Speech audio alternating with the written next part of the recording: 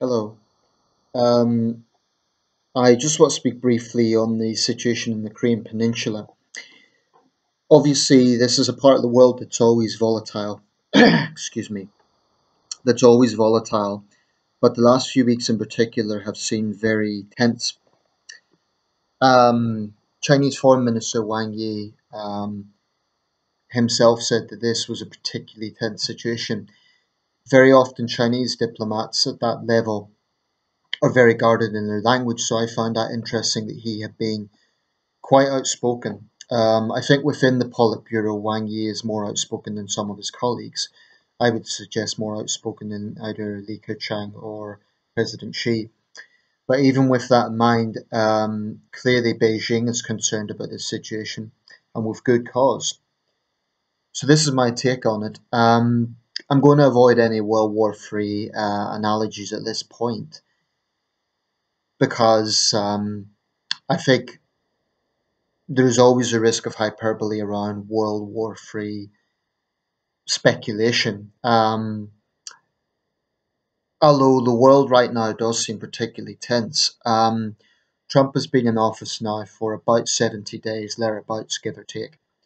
And he has shown that he's a president who isn't afraid to use direct military action. This has been the case obviously in Syria with the airstrike, in Afghanistan with this Moab bomb,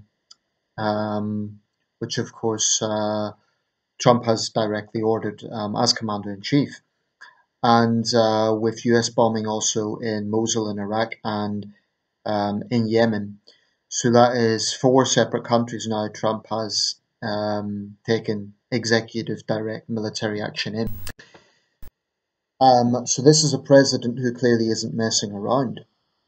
Now, it's too early to say whether the Trump doctrine is going to be productive or not. I would certainly consider some caution needs to be reflected on, given how volatile, for example, the Middle East is.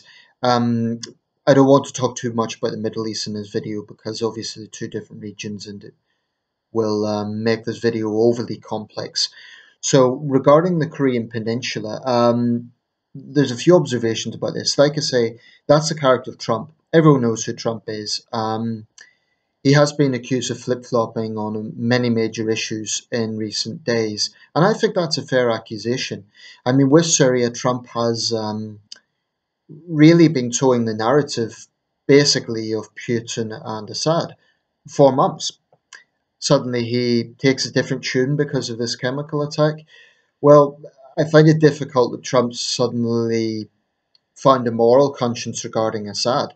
It's not like Assad hasn't been guilty of atrocities before. Anyway, I'm only saying this in reflection of Trump's role because um, it's definitely, he seems to be acting more like a conventional hawkish American president rather than the outside figure he portrayed himself to be. At the moment, he's acting more like a Lyndon Johnson or a George W. Bush or any other hawkish president. Um, but I think even by American standards, four countries at once is quite something. So Trump is showing that he is a leader who's prepared to take action. I think some of the accusations made against Obama, and this is relevant to the video, are somewhat unfair. For example, the idea that Obama was soft on terrorism. Those who make that assertion conveniently forget that it was the Obama administration that oversaw the death of Osama bin Laden. That's something that's conveniently forgotten. And it's politics. You know, it's classic politics. The Republicans, of course, are saying that the Democrats were weak on terrorism.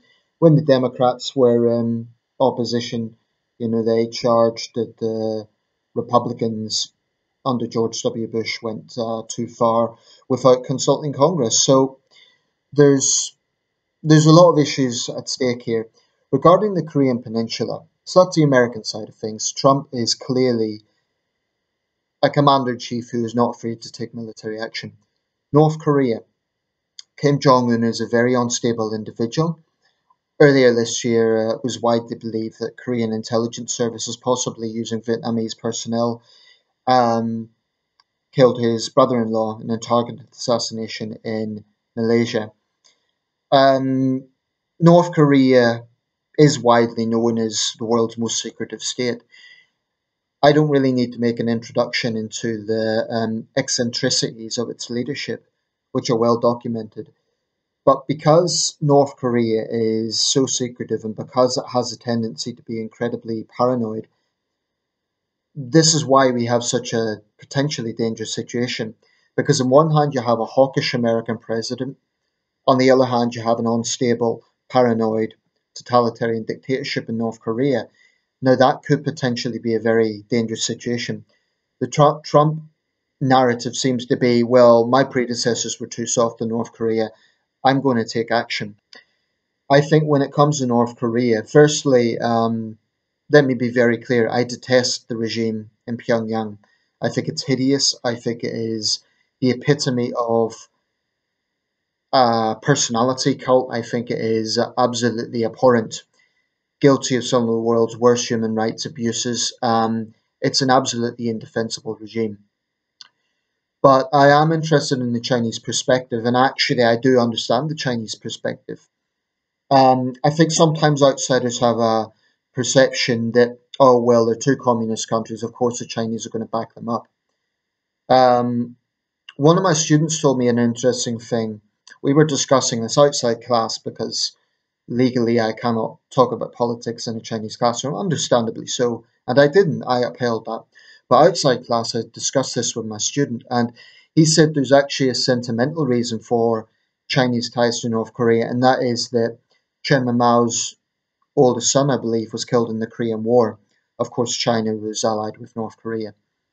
But I think these days it's far more practical than ideological.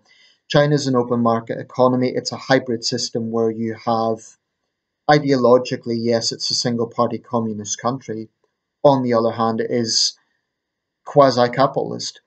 China really is a world of difference from North Korea. Yes, you will get those remnants of a communist country, and I'm not for a second suggesting that China isn't a very, very different society from Western democracies. It is, but it's not North Korea. That's very important to understand because I think sometimes outsiders have this perception, oh, it's just China protecting its little brother. Actually, I'm not sure even the Chinese know everything that is going on inside the DPRK. This is a regime that has shown it's arrogant enough even to defy its closest ally, which of course is China. And like I say, I think the Chinese fear is far more practical than ideological. I think the Chinese fear is that American intervention in the region, obviously on the side of the South and Japan, would mean a massive refugee crisis, which would inevitably spill over into China. Now, I'm not sure if the Chinese are looking at what's happening in Europe with all the tensions we've been having with the migrant crisis from North Africa and the Middle East, or if it is going back maybe to memories of the Korean War. But I think from the perspective of Beijing, the biggest fear is not of a nuclear North Korea, but, well, we already know it's a nuclear state. It's tested nuclear bombs. But I think the biggest fear the Chinese have is of the North being defeated and therefore, let's say South Korea, Germany type situation with Korean reunification, South winning. China would then feel that American influence is encroaching on the region, and China, of course, is a major power player in the region. We can see that with the tensions in the South China Sea. So this is a real powder keg situation. And I actually think Beijing is being quite level headed on this. They understand that a major military build-up would be, I think that would potentially be a major conflict. I don't want to say a global war. I don't know how Beijing would respond if, in the worst case scenario, North Korea does indeed go ahead with this sixth nuclear test. The Trump administration responds militarily. Militarily, of course, America can defeat North Korea because it isn't about the number of personnel. North Korea is a large army, but It's about the capabilities. Needless to say, America is by far the world's most powerful military force. It isn't about the number of personnel, it's about the capabilities. Um, Also, Americans are combat experienced, that goes without saying. I think the fear here is that I don't think China has any desire for a war with the United States, and I don't think the United States, I don't think even Donald Trump really wants a war with China. Um, a US China war would almost certainly be a conflict of a global scale because you're talking about the world's two largest economies. I don't really think that's going to happen, but if North Korea was attacked militarily, China couldn't be passive. It couldn't be neutral. And that's the danger. So Trump really has to weigh this up carefully. I do think China needs to demonstrate far more that is willing to put pressure on the North. Now, they will say that they have been condemning all these tests and they, behind the scenes, they probably are putting pressure on Pyongyang. Another claim from Beijing is that they have less influence than outsiders think. I'm not so sure about that. Militarily, China is far more powerful than North Korea. Um, Ideally, there would be a compromise situation where China and the United States are allied. This might sound like a radical idea, but it's not that extreme. Bear in mind, during World War II, China and the allied country, China was an allied country. Of course, that was before 1949, before the Communist Revolution. But my point is, it isn't totally inconceivable that China and the United States might be on the same side on an issue as important as this. So I believe if North Korea tests another nuclear weapon, it's essential that Trump doesn't overreact, but at the same time, Beijing understands the seriousness of the situation and that they understand that this situation cannot simply go unchecked, where you have a paranoid, unstable regime constantly testing the world's patience. I think Trump is right about that. This cannot continue to go unchecked. China and South Korea inevitably will back America because they have direct interests. They would be the first targets. Tokyo or Seoul would be the first targets of a North Korean nuclear strike. So this is a very tense situation, and I believe it's down to Beijing, Washington, Tokyo, and Seoul to really get their heads together and think this shouldn't be a case of Japan, South Korea, and the United States versus China. It should be a case of China, the United States, Vietnam, and Japan working together to contain this regime and making it clear to Pyongyang that these tests are unacceptable.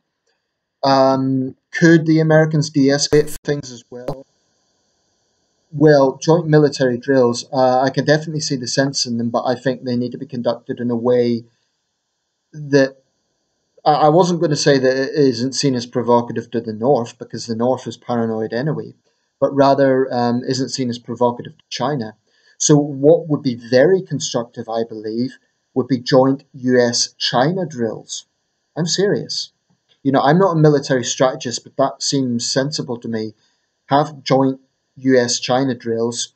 That way, the Chinese wouldn't feel that there's an American encroachment in that part of the world, and the Americans wouldn't feel that the Chinese are trying to claim the entire region either, because of course there is controversies over the South China Sea dispute.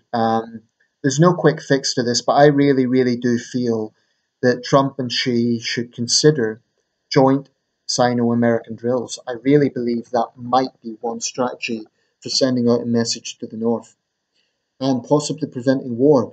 I'm not sure if Kim Jong-Un, I think he's trying the world's patience. I'm not sure if he is insane enough to attack the United States or the South or Japan.